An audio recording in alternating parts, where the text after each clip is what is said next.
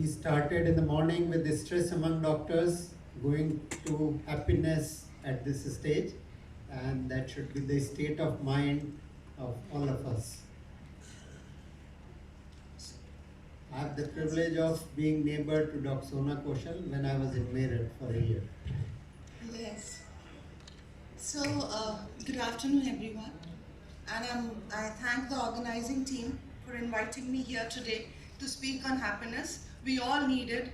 We all need it. And when I speak about it, I get it the most. So I like speaking about happiness a lot because the healers need to be happy to heal the people who are unhappy.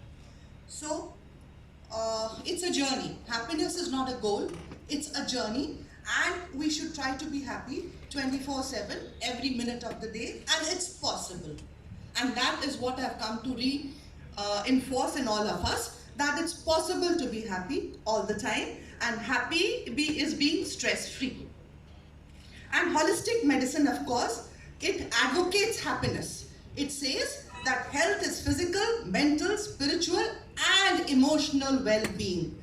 Something which all of us lack and which all of us ignore conveniently.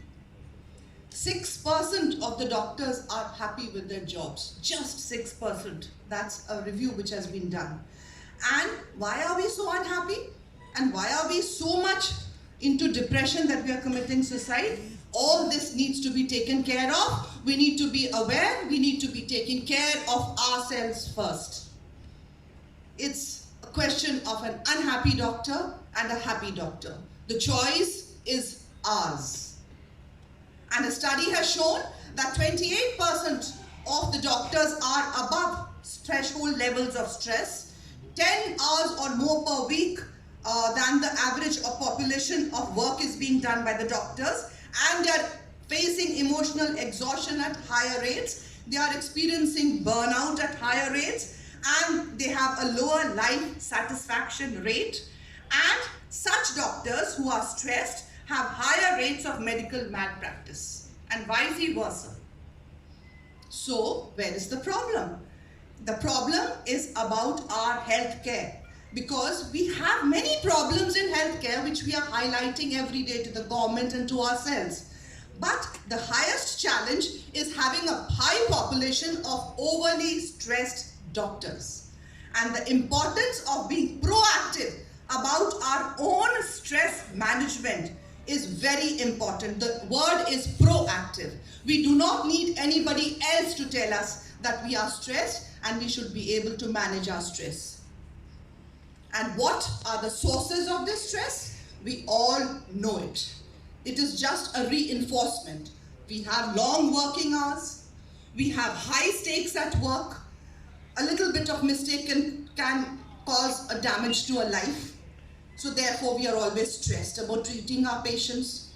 We try to be perfectionists, and we should be perfectionists. We should do our best, but not at the cost of our mental health or stress or being stressed. And this, once we are stressed, this is succumbing us to procrastination, and this further leads us to burnout. We are in constant fear. Fear whether our treatment has gone well, whether the results will be well, and this fear we are of not being able to connect with our society, with our friends, or with our other doctors. We avoid being tested because we think we are doctors and we are going to be fine. We self-medicate and we avoid going to specialists for treatment, which we may be having. There is a lot of professional rivalry. We avoid holidays because our patients may suffer or they may go to other doctors. And let me tell you, holidays are a must. We go into maladaptive coping measures like smoking or alcoholism to relieve or short-term relief of our stress. We are overworked, we are sleep deprived, and we are into emotionally draining situations, one serious patient after another. And we have hardly any break in between to recoup our emotional health. And of course, at times, family support and social support may be lacking, because they family are not do not get the amount of family time which they feel they should be getting. So we are human, and we should always be very careful about keeping this fact in mind, that we are human, not the supernatural. So if doctors want to obtain happiness, they should attempt to find a purpose and pleasure in their lives. The problem is that the doctors have a big part, they know how to find the purpose in their life. They are treating and they are happy about treating the people who are sick. But we are not so great in finding pleasure in our life. And therein lies the whole problem of our emotionally well-being being affected. Pleasure and happiness are neglected in our training and in our work and in our self-care. As I said, it's not a goal, and if you're unhappy, you should stop, check and change and try to fix what has gone wrong. And what makes people happy, that has to be kept in mind too. It has been found that autonomy is one very big factor. Means you have self-chosen and you're self-endorsing your work, you're taking care of your work, and you have chosen what to do. So autonomy, competence in the work you have chosen, relatedness with the people and society around you, and of course your self-esteem. Your self-esteem, all these things matter and make you happy. Positive psychology has just come into the picture, and it makes our life worth living because it says that other people around us matter. Something which we try to ignore or which we are ignoring, our society and our social connections matter, and happiness is often an indicator of a well-lived life, but it's not a goal. And the positive psychology was set forth by Martin Seligman, and what he said was, he laid stress on this happiness factor, on the strength of character, resilience, and on optimism. And there was a TED talk somewhere very recently by Robert Wallinger, and what he said that he did a survey and he found that the millennials, the young youth today are running after money and fame. But he said that there was a Harvard study which said that people live a longer and a healthier life because of one main factor which all of us are neglecting, but which we should go back to, and that is good relationships. They found out amongst a number of factors that good relationships, first of all with ourselves, with our family members, and with our friends, enhance our life and prolong it. So what matters most, dear friends, is something which we all are neglecting while we are teaching and healing and treating the people, is our self-esteem, is our resilience, and is the story which we build up in our mind. There is a story by our thoughts which is continuously running in our minds, and that story decides my happiness index and my attitude towards life. So change your story, it's very simple, and you'll change your focus in your life. And of course, it is your self-esteem, what you think of yourself, that makes you a happier person. Low self-esteem usually leads a person into anxiety and depression. So let's all aspire, and to aspire, to spire. What is the spire short form of? Spirituality. Let's be connected to something. At the end of the day, whatever we do, there is a God up there who's looking after all the things. So be connected to Him for your inner well-being, for your inner power. Your physical well-being matters. PSP. I is your intellectual learning, which you gain, which you're trying to learn and improve yourself upon every day. And your relationships matter a lot. So a constructive relationship, of course, it's always with the self first and then with the others, and your emotional well-being. These are the factors which we should all concentrate upon. So what is the stress relief for the doctors?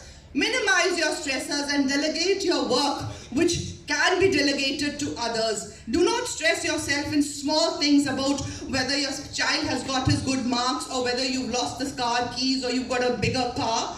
So keep your stressors in check. Stressors are something which are outside you, but they cause the negative stress within you. Find a supportive network, which is very, very important. Engage with patients collaboratively. Let them also tell you what they want. Be a good listener. Be transparent in your work, in your dealings, and in your procedure. And most important, improve your communication skills. It is said that 1 to 2 minutes of extra time spent with the patient just asking him how he feels builds a big rapport between the patient and the doctor. Physical fitness matters. So, as much as your social interaction, your intellectual pursuits, and of course, very important, accept that you're human and you can make mistakes. So accept your mistakes. Don't sit and brood over them. Learn from them. Move on to become a better version of yourself. Build your resilience, your inner power, your inner strength, and find a way to solve your problems, to cope with your life problems by causing minimal psychological damage to yourself.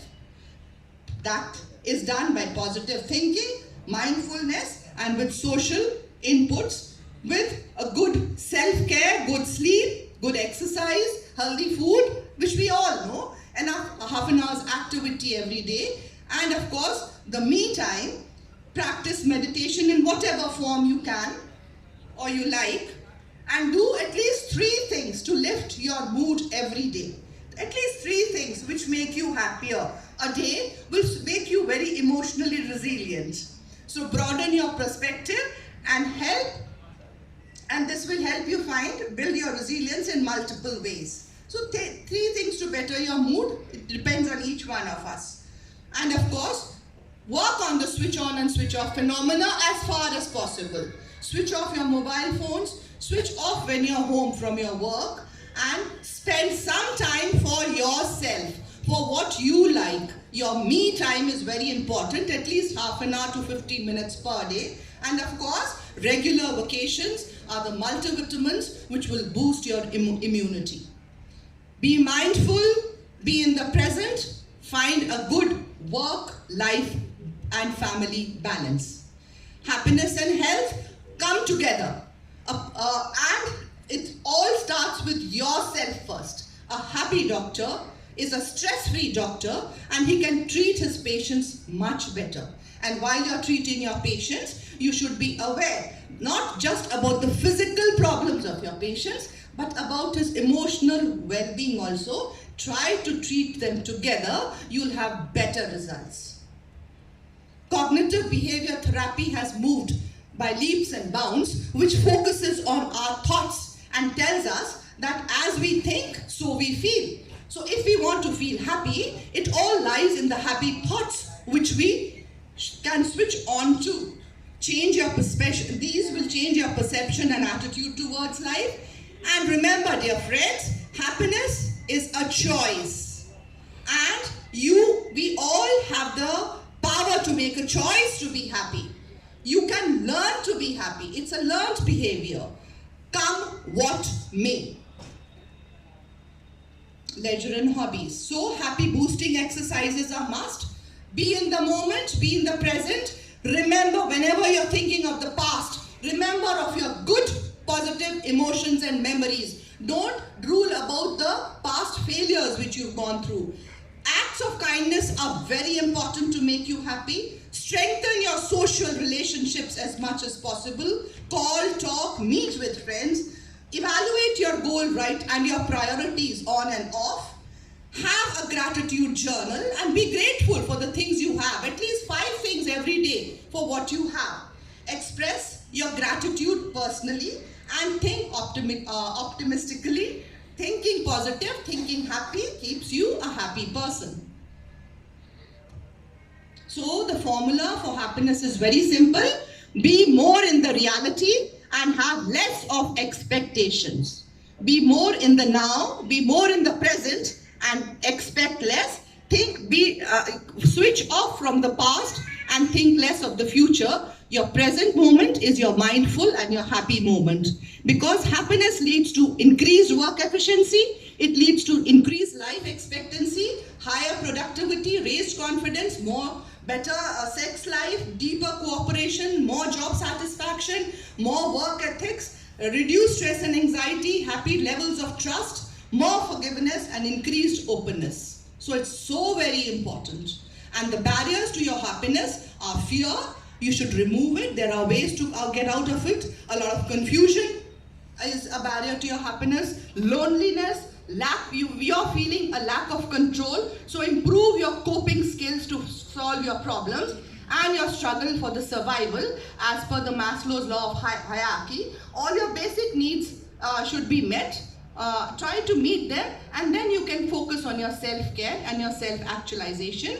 Happiness today, dear friends, is a multi-billion-dollar industry in the world, because it is something which everyone is lacking to some degree, and it is something which everybody needs to the most amount. So happiness is a choice we make. Let's learn to be happy. Thank you. This is Dr. Sona from Pari Foundation. We work on mental health awareness and improvement in children, youth and adolescents. Thank you.